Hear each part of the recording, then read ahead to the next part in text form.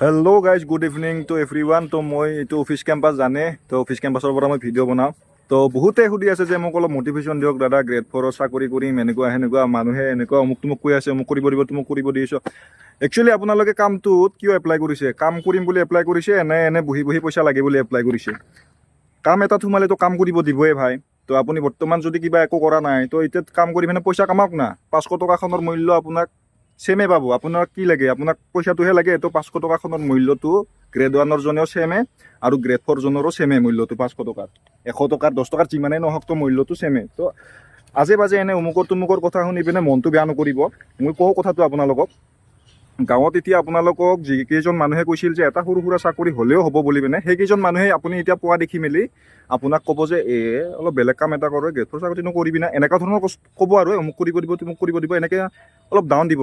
কাৰণ তেওঁলোকে এতিয়া আপোনালোকক ক'ব নাপাব যে কিবা এটা কৰচোন, সৰু সুৰা হ'লেও এনেকৈ ক'ব নাপাব আপোনালোকৰ আগত, মানে অলপ বেয়া লগাকৈ, মানে সমবেদনা জ্ঞাপন কৰিব নাপাব যে এনেকুৱা তো এটা কিবা এটা পালে ভাল আছিল, এইবোৰ ক'ব নাপাব যে। সেইকাৰণে তেওঁলোকৰ অলপ মনত বেয়া লাগিছে যে ই চাকৰিটো পাই গ'লচোন, এতিয়া কাক ক'ম আমি একো কৰিব পৰা নাই। তো সেইকেইজন মানুহে আপোনালোকক সেনেকৈ ডাউন দিব চেষ্টা কৰিব। আৰু এনেকুৱা হয়, ৰিয়েলিটি আমাকো কৰিছিল, অলপ বেয়া লাগে। কিন্তু আৰু সেইকেইজন মানুহে কিন্তু তেওঁলোকৰ ল'ৰা ছোৱালীক ঘৰত গৈ পিনে ক'ব যে কিবা এটা কৰ না কাম, চৰকাৰী কাম, এপ্লাই কিয় নকৰা তহঁতে? এই অমুকৰ ছোৱালী গ্ৰেড 4ত পাৰ, অমুকৰ ল'ৰাই গ্ৰেড 4ত পাৰ, তহঁতে কিয় এপ্লাই নকৰা? তহঁতে কিয় ভালকৈ নপঢ়া? সেইকেইজন মানুহে আৰু ঘৰত গৈ পিনে নিজৰ ল'ৰা ছোৱালীক অলপমান ধমকি দিয়ে এনেকৈ। তো সকলোকে লাগে আজিৰ ডেটত চাকৰি, যিয়ে নহওক তো কৰক, চাকৰি কৰক, মানে কাম কৰক, কৰ্ম সংস্কৃতিটো আনক, কাম কৰক। কামৰ মানে বিচাৰ আমাৰ পৰাই আমি কামৰ বিচাৰটো কৰিব নালাগিব, তেতিয়াহে নেক্সট জেনেৰেশ্যনে কাম মানে কৰাৰ প্ৰতি আগ্ৰহ হ'ব। অমুকটো কাম সৰু, অমুকটো কাম ডাঙৰ, এই চিষ্টেমটো, এই কালচাৰটো আমি এতিয়া আনিব নালাগে। তো আমি যিখিনি পাইছোঁ, যি কৰিব পাৰিছোঁ বৰ্তমান কৰিব লাগিব। নিশ্চয় আগলৈকে আমাৰ মানে পৰিকল্পনা ডাঙৰ হ'বই লাগিব, সেইটোতো আৰু স্বাভাৱিক কথা। এক জেগাতে থাকিলে এনেও নহ'ব, চেষ্টা কৰিবই লাগিব আগুৱাই যোৱাৰ। চেষ্টাটো অব্যাহত ৰাখক, আৰু যিকোনো কাম পাইছে যদি নিজে স্বাৱলম্বী হোৱাৰ কাৰণে কৰক সেই কামটো। এতিয়া পাইছে, এতিয়া সেইবিলাক ভাবি থাকিব নালাগে, অমুকে তুমুক কয়, সেইবিলাক ভাবিলে নিজৰে মেম্বাৰ, নিজৰে মন বেয়া, নিজৰে লছ। গতিকে নিজে ঠিক থাকক, নিজৰ মনটো ষ্টেবল ৰাখক, আনৰ কথা গুৰুত্ব নিদিয়ক, কাউৰীয়ে কান্দিছে বুলি বাদ দিয়ক। তো মই দেখাই আছোঁ মোৰ লগৰ এজনে কেনেধৰণে মানে পঢ়িল, গ্ৰেড 4ৰ পৰা কেনেধৰণে APSC JEE পাই আছে। তেওঁক মই কথা কিছুমান সুধিম, আপোনালোকৰ পৰা প্ৰশ্ন কিছুমান সুধিম। তো তেওঁ তাৰ পৰাও আপোনালোকে অলপ মটিভেশ্যন ল'ব পাৰিব। ভিডিঅ'টো কমপ্লিট চাই থাকক। আৰু যিহেতুকে মোৰ এটা ব্লগিং চেনেল আছে, এই চেনেলটোত ব্লগ দিছিলোঁ আগতে, কিন্তু এতিয়া নিদিওঁ আৰু। গতিকে সেই ব্লগিং চেনেলটো আপোনালোকে ছাবস্ক্ৰাইব কৰি দিব। তো এয়া হৈছে মোৰ লগত চাদিকুল ভাই, অফিচতে আছোঁ বৰ্তমান। তো recently APSC JEE PWD department pass হৈ গ'ল, ফাইনেল ৰিজাল্ট আহি গ'ল। ভিডিঅ' আছে আগত, ব্লগিং ভিডিঅ' এটা আছে, তাতে দেখাই পাইছে। তো বহুতৰ প্ৰশ্ন আছিল যে দাদাই কেনেধৰণে প্ৰিপাৰেশ্যন কৰিছিল। তো মই ইয়াক তই বুলি সম্বোধন কৰোঁ, বা সিও মোক তই বুলি কৰে। তো আমি তই মই ইয়াতে চলি থাকিম, এইটো চেঞ্জ নহয়। তো প্ৰথম কথা কওঁ, মানে প্ৰিপাৰেশ্যনটো কেনেকৈ কৰিছিল, প্ৰশ্ন বহুতৰে। তো প্ৰিপাৰেশ্যনৰ পৰাই আৰম্ভ কৰোঁ, পাছত গ্ৰেড 4 যাম। প্ৰথম কথা হ'ল, প্ৰথমৰ পৰা কৈছোঁ প্ৰিপাৰেশ্যনটো আজি নহয়, মোৰ 2023 পৰা। ফাৰ্ষ্ট মই এই JEE কৰিছিলোঁ, ডিপ্ল'মা কমপ্লিট হোৱাৰ পিছত এতিয়া এডমিশ্যন লৈছিলোঁ যদিও পঢ়াত ইমান মানে গুৰুত্ব দিয়া নাছিলোঁ বা মন দিয়া নাছিলোঁ। যিটো সময়ত মই BTech কমপ্লিট হোৱা নাই, ওলাই আহিছোঁ, মানে বেক আছিল আকৌ, মানে ছেমিষ্টাৰ কমপ্লিট হৈছে কিন্তু বেক থাকি গৈছিল। তাৰপিছত আমি ইয়াতে যেতিয়া আহিলোঁ ঘৰত তোমাৰ সেই নাছিল, চাকৰিৰ ইমান ক্ৰেজ নাছিল। চাকৰি এতিয়া ক্ৰেজ নাছিল, তাৰপিছত মই বিজনেছৰ নামত নামিলোঁ। হিমন্ত বিশ্ব শৰ্মাই, আমাৰ মামাই 1 লাখ চাকৰি দিম বুলি ঘোষণা কৰিলে। তাৰপিছত পঢ়িলোঁ, এতিয়া চবৰে মানে এপ্লাই কৰা ইচ্ছা গ'ল না। যেতিয়া পঢ়িলোঁ, তেতিয়া পঢ়াৰ পিছত মানে তিনিটা আহি গ'ল। মানে ডিগ্ৰীটো কমপ্লিট হোৱাই নাছিল, BTech কমপ্লিট হোৱাই নাই। State level, grade 3 driver, grade 4টো এপ্লাই কৰিব পাৰিছিলোঁ, মানে ডিগ্ৰী কমপ্লিট হোৱা নাছিল, তাতে দেখাই গ্ৰেড 4ত। তাৰপিছত সেই 3টা ৰিটেন কমপ্লিট হৈ গ'ল। তাৰপিছত স্কিল টেষ্ট, কিবা কিবি টেষ্ট দিলোঁ আৰু। তাৰপিছত গ্ৰেড 3 HS লেভেলটো নাহিল, ড্ৰাইভাৰত আহিল আৰু গ্ৰেড 4 আহিল। তো গ্ৰেড 4টো চুজ কৰিলি? বহুতখিনি ভাবিলোঁ, 10-15 দিনমান ভাবি গ্ৰেড 4টো চুজ কৰিলোঁ।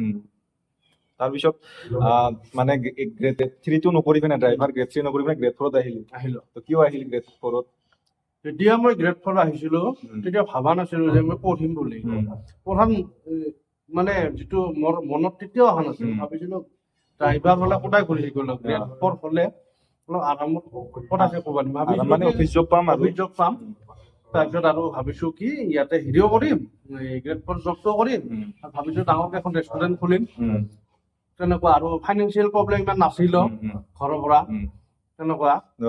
তো এটা প্ৰশ্ন আহে, ঘৰত ইমান ফাইনেন্সিয়েল প্ৰব্লেম নাই, তোমাৰ মায়েও কাম কৰে, দেউতাও ভাল পজিশ্যনতে কাম কৰে, তো ভাল ইনকাম, ঘৰত টেনচনে নাই পইচা পাতি, হয় না? আছে টেনচন, ইমান বেছি নাই। মানে তোক পঢ়াৰ কাৰণে আৰু পঢ়াৰ কাৰণে বা চলাৰ কাৰণে, নৰ্মেল সাধাৰণভাৱে চলাৰ কাৰণে গাঁৱত চলা হিচাপে প্ৰব্লেম তাকে সেইটোৱে কৈছো মই। যদি তই এতিয়া APSC কাৰণে কোচিং ল'ম বুলি ক'লে সেইটোতো দিব পৰা কেপাচিটি আছে না, সেইটোৱে মই মেইন কথা সেইটোৱে কৈছো। তো তথাপি তোৰ কিয় ভাব আহিল যে মই গ্ৰেড 4 টোত জইন কৰো, মানে গ্ৰেড 4 চাকৰিটো মই কৰো বুলি কিয় ভাব আহিল? মানে নিজৰে কিবা হ'ব, নিজে মানে সেলফ আৰ্নিং কৰি পিনে কিবা হ'ব মন গৈছে? সেইটোৱে মই কথাটো, মোৰ ৱেটো তেতিয়া বেলেগ আছিল।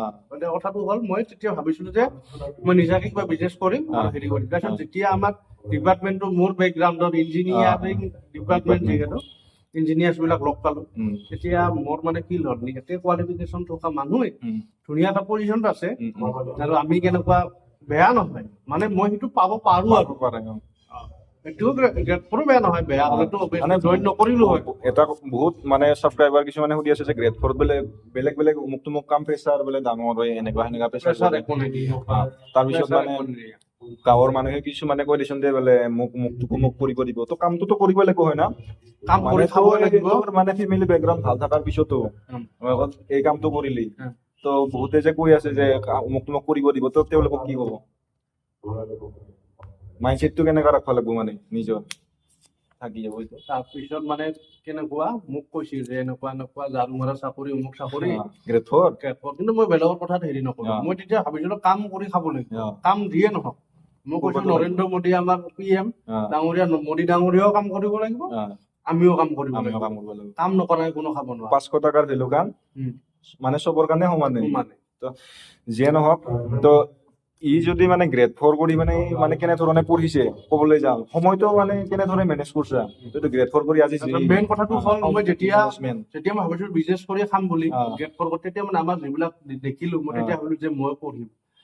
তেতিয়া মোৰ কাৰণে বহুত টান হৈছিল, যেই বা আৰু লাকিলি সেই সময়ত 1 বছৰৰ পিছত মোৰ BTECটো কমপ্লিট হৈ গ'ল। এতিয়া মানে এই আৰু যেই মই যেতিয়া ষ্টাৰ্ট কৰা নাছিলো, মোৰ কাৰণে বহুত সপোনৰ অৱচৰ আছিল। আৰু এইটো জাৰ্নিটো মানে একদম এনেকুৱা নহয় যে গ্ৰেড 4ত চাকৰি কৰিল লগালগ নেক্সট ইয়াৰে এনেকুৱা মানে পাই গ'ল। জাৰ্নিটো অলপ আছিল, কাৰণ PhD তো ৰিটেন ক্লিয়াৰ হ'ল, ফাইনেলত নাহিল। ফেইলাৰ খিনি কেনেধৰণে মানে চাকচেছৰ হেৰি লগে লৈ গ'ল? যেতিয়া মানে পঢ়িছিলো ফৰ্মেলি, আৰু মই তেতিয়া মানে ইঞ্জিনিয়াৰিং জাষ্ট পাছহে কৰিছিলো, মানে ইমান কনচেপ্ট নাছিল ইঞ্জিনিয়াৰিং, জাষ্ট পাছ কৰিব লাগে, পাছ কৰি আছো আৰু ইমান মানে যেনেকে নহয় এনেকে পাছ কৰি আছো। PhD ফেইল হওঁতে কিবা অলপ বেয়া লাগিছিল না? যেতিয়া PhD দিলো, যেতিয়া PhD দিলো, তেতিয়া মানে ফেইল হৈ গলো। তেতিয়া মানে ভাবিছিলো ইমান মাৰ্কছ নাই, তাৰপিছত 3 দিনমান বেয়া লাগিছে, আৰু মেইনলি ৰিটেন ক্লিয়াৰ হোৱাৰ পিছত ফাৰ্ষ্ট যেতিয়া এটা ধৰি লওক মোৰ কাৰণে যেইটো ডাঙৰে হৈ যায়, কিছুমানৰ কাৰণে সৰু হ'ব পাৰে, চবৰ নিজা ডাঙৰ কোৱা যায় যে ৰিটেন ক্লিয়াৰ হৈছে, চান্স আছে। এতিয়া নাপালো, বহুতে সুধে, লাজো পালো, কিবা কিবিও কয়, ক'লে কিছুমান গ্ৰেড 4 থাকিব লাগিব। তাৰপিছত নিজকে মানে 3 দিন 4 দিন মান মই অফিচৰ পৰা ছুটি লৈ অলপ হেৰি কৰিলো, ঘূৰিলো, ৰিলেক্সেশ্যন কৰি ধুনীয়াকে ৰুটিন এটা বনাই ললো। কিছুমান এনেকা মটো লিখি ললো যে যেতিয়ালৈকে নহয় তাতে নেৰো, লাগে বয়স 40 ইয়াৰ্ছ পাৰ হৈ যায়। আৰু তেতিয়ালৈকে তোৰ মানে লগত কাম এটা আছিল, বেছি ডিপ্ৰেছন ফেমিলিও সাপোৰ্ট কৰিছিল, আৰু নিজৰ গ্ৰেড 4 কামটোতো আছেই বাৰু, বেলেগ ডেডিকেশ্যনটো হাই হ'ব লাগিব।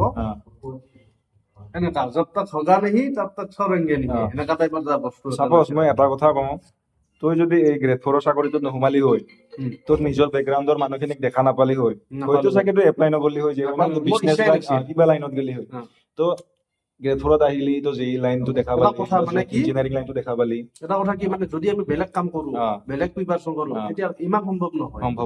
ইয়াতে যদি জবৰ লাইনত আহো, যিকোনো কিতাপ পাতি লিখা পঢ়াৰ লগত সম্পৰ্ক আছে, এনেকুৱাকে মন যাব। আৰু আপোনালোকে সদায় পঢ়া মানুহে লগ পাব বা এপ্ৰিচিয়েশ্যনে পাব, কিন্তু বেলেগ লাইনত যদি যায় তেনেকুৱা এপ্ৰিচিয়েশ্যন নাপায়। এইটো মানে লাইনটোই বদলি যায় না। তো ইয়াতে এটা কথা মেইনলি, যেতিয়া প্ৰিপাৰেশ্যন কৰে না, অফিচৰ পৰা হওক, হেৰি এটা ৰেছপেক্ট পায়, হেৰি কয় আৰু চান্স দিয়ে। এইটো কথা কৈ দিওঁ যে মানে সময় পায় নে নাপায়, বা প্ৰিপাৰেশ্যন কৰাৰ কাৰণে মানে সুবিধা পায় নে নাপায়, সুবিধা নিশ্চয় দিব হয় না নহয় বা সুবিধা নিশ্চয় অলপ এক্সামৰ চলপ পাব কাৰণে আপোনালোকে, কিন্তু অফিচিয়েল সুবিধা নহয়, পাব আপোনালোকে সুবিধা, কাৰণ নিজেও মেইনটেইন কৰিব লাগিব, Maintain অলপ কৰিব কষ্ট লাগিব। কৰিব লাগিব, সেইটোৱে। এক্সাম পাতি দিয়াৰ Nothing is কাৰণে impossible, হৈ যাবই, অলপ সময়ক নিজে হেৰি ধৈৰ্য কৰিব ধৰিব লাগিব, হেৰি কৰিব লাগিব, বহুত বস্তু চেক্ৰিফাইচ কৰিব লাগিব, হৈ যাব। বাকী আৰু সময়খিনি আৰু নিজেও ওলাব লাগিব, সেইটো এটা কথা, নিজে কেনেধৰণে মেনেজ কৰোঁ। তো যা নহওক, ই এতিয়া গ্ৰেড 4 পৰা নিজে প্ৰমোচন লৈ লওক, মানে লৈকে নিজে প্ৰমোচন মানে নিজে পঢ়ি মেলি হেৰি কৰি। তো আপোনালোকে যদি ভাবি আছে জইন নকৰোঁ, অমুক তমুক কৰিব দিব, সেইটো আপোনাৰ লগত নিজা কথা হয় নে নহয়, কোনোবাই জইন কৰে নকৰে, নিজৰ যদি নিজে নিজৰ psychology-টো strong হ'ব লাগিব। নিজৰ যদি ষ্টেবল নহয় বা মই কৰিমে, মই এপ্লাই কৰিছোঁ, আৰু এটা কথা বুজি নাপাওঁ, আপোনালোকে এপ্লাই কিয় কৰিছিল? যদি আপোনালোকৰ কামটো কৰাৰ ইচ্ছাই নাই, গ্ৰেড 4 কিবা বুলি যদি আপোনালোকে ভাবি বহুত আছিল, মানুহ আছে গ্ৰেড 4 এটা জব পালেও সিহঁতৰ বহুত ঘৰখন ভাল হৈ যায়। তো আপোনালোকে এপ্লাই কৰিব নালাগিছিল, এতিয়া মানে এপইণ্টমেণ্ট অহাৰ পিছত নানানটা। প্ৰথমতে জইন কৰি চাওক হয় না, তাৰপিছত কৰিছা, বেয়া পালে ৰিজাইন মাৰি দিয়া না, সেইটো confidence থাকে কনফিডেন্স 100%। 100%। তো সেনেকুৱা এতিয়া যিহেতু তই জেই গুচি গলি, এতিয়া তোৰ গ্ৰেড 4 প্ৰতি মানে কেনেকুৱা ধৰণৰ মানে হেৰি থাকব, এতিয়া তোৰ গ্ৰেডটো ওপৰত হৈ গ'ল। গ্ৰেডটোহে ওপৰত। এক হিচাপে আমি সকলোৱে মানুহ, জুবিন দায়ে কোৱাৰ নিচিনা মানুহে, হয় নে নহয়? গ্ৰেড 4 এইটো জাষ্ট মানে আমি ডিভিজন কৰি দিয়া এটা চবকে যদি গ্ৰেড 1 কৰি দিয়ে, চব অফিচত চব কামেতো চলিব লাগিব হয় না, অফিচটো মানে এটা চিষ্টেমত যদি যাব লগা হয়, মানে কাগজ পাতি মেইনটেইনৰ পৰা সেইবিলাক চব চিষ্টেমত এটা চলিব লাগিব, তো মানুহ লাগিব। গ্ৰেড 4 হৈ নাথাকে, যদি চেষ্টা কৰে লাইফত বহুত অপৰচুনিটি। অপৰচুনিটিটো ধৰি লওক, যোনে যোনে পাইছে গ্ৰেড 4 কৰক, যদি বেলেগ অপচন নাই, ঘৰত যদি কোনো চাকৰিয়াল নাই, তেতিয়াহ'লে কৰক, এটা ভাল সুবিধা পাব নিজে, নিজৰ পঢ়া পাতিৰ খৰচা, ইটে কমিশ্যনো আহি আছে, এৰাউণ্ড 35 মান পাই যাব, নিজে ঘৰখনো চলাব পাৰিল, বাকী আৰু নিজে ফাৰ্দাৰ ওপৰৰ প্ৰিপাৰেশ্যনো কৰিব পাৰিল। বৰ্তমান সময়ত 35 কম নহয়, কিন্তু নহয়, প্ৰাইভেট চেক্টৰত যাব লাগিব, 35 পাব লাগিব, বহুত কষ্ট। আৰু প্ৰাইভেট চেক্টৰত যোৱা মানে এনে যদি নৰ্মেল BA পাছ, ইয়াৰ এটা লাইন আছিল, তো ইয়াৰ লাইনত এপ্লাই কৰা মানে ডিপ্ল'মা থকাখিনি এপ্লাই কৰিব পাৰে। এতিয়া আমি নৰ্মেল BA পাছখিনি ADRE ওলাল কথাটো, নৰ্মেল BA পাছেতো এপ্লাই কৰিব পাৰে, এটা BE হওক বা ইঞ্জিনিয়াৰিং বেকগ্ৰাউণ্ডৰে হওক বা APSC হেৰি কৰা হওক বা চবেই এপ্লাই কৰিব পাৰে, তো আমি জেনেৰেল হৈ যাম। তো যদি গ্ৰেড 4 এটা পাইছে, এতিয়া মানে ক্লিয়াৰ হৈ গ'ল, তো কৰক, BA পাছ হৈছো বুলি কেনে লাজ কৰিব লগা কোনো কথা নহয়। ইটো BE পাছ হৈ গ'ল, তথাপি কৰি আছে না, BE পাছ কৰাইছে, ৰিজাইন মাৰছে, তেনেকুৱা নহয়, ফাৰ্দাৰ প্ৰিপাৰেশ্যন কৰিছে, মানে কামটোও কৰি আছে, নিজৰ ইনকাম, নিজৰ পকেট মানি ওলাই কেনে ফাৰ্দাৰ আৰু JEE কাৰণে প্ৰিপাৰেশ্যন কৰিল, গ্ৰেড 4 কমপ্লিট কৰি বেক ক্লিয়াৰ কৰি ডিগ্ৰী কমপ্লিট। তো ইমান ইজি নহয়, নিজৰ মানে মাইণ্ডছেটটো ষ্ট্ৰং হ'ব লাগিব, সেইটোৱে মেইন কথা।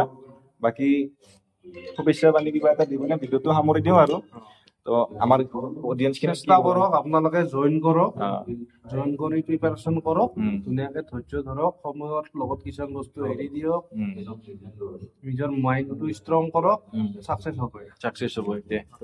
এতিয়া মই এটা কথা মানে, যদি আপোনালোকে ঘৰৰ ওচৰত গ্ৰেড 4 পাইছে আৰু অলপ বোলে ঘৰৰ দূৰত বোলে, ধৰি ললো বহুতেই দূৰত, 3-4খন ডিষ্ট্ৰিক্ট পাৰ হৈ যাব লাগে, আৰু আপোনাৰ বোলে ঘৰত মানে দৰকাৰ, আপুনি ঘৰত থাকিব লাগে, দায়িত্বখিনি আপোনাৰ ওপৰত বেছি আছে, তো তেতিয়াহ'লে মই ভাবো আপোনালোকে গ্ৰেড 4টো কৰাই ভাল, হয় না যদি গ'ল।